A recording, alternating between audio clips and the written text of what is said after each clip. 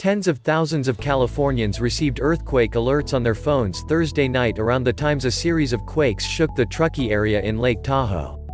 But not all those alerts went out to people in the area, with some people hundreds of miles away receiving the alerts despite feeling no shaking. That is partly because the system that detects the earthquakes, called Shake Alert, briefly overestimated the magnitude of the quake at 6.0, which would have been felt as far away as the Bay Area, before correcting to the current estimate of a magnitude 4.7, according to Professor Richard Allen, director of the UC Berkeley Seismology Lab. Allen said the system is based on hundreds of ground sensors throughout the state that pick up and estimate seismic activity, but that there are fewer sensors in the area near Thursday's earthquakes than in other more seismically active parts of the state like the Bay Area or Los Angeles. He said the system is about 70% installed with another 300 or so sensors expected to be placed into the ground to increase accuracy during the next 2 years. Shake Alert determines the area where people are likely to feel shaking, based on quake magnitude, Allen said. He said the system initially overestimated but sent out a corrected alert within about 1 second. In this case we overestimated the magnitude by quite a lot, Allen said.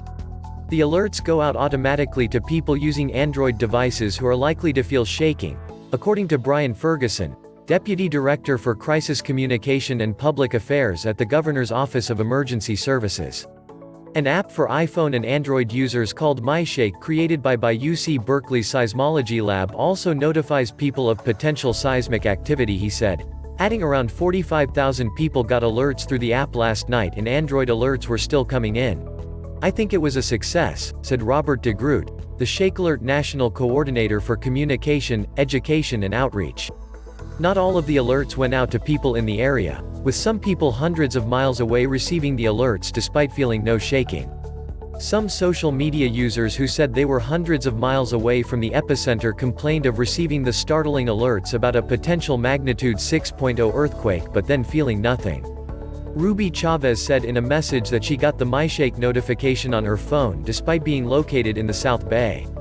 Ferguson said the MyShake and Android notifications are based on the data gathered from the ground sensors throughout the state that feed information into the Shake Alert system. The apps also use smartphones to detect and study seismic activity, but that is separate from the alert system. He said the series of temblors Thursday night in the Tahoe area were the most widespread, if not the largest, since the system came online.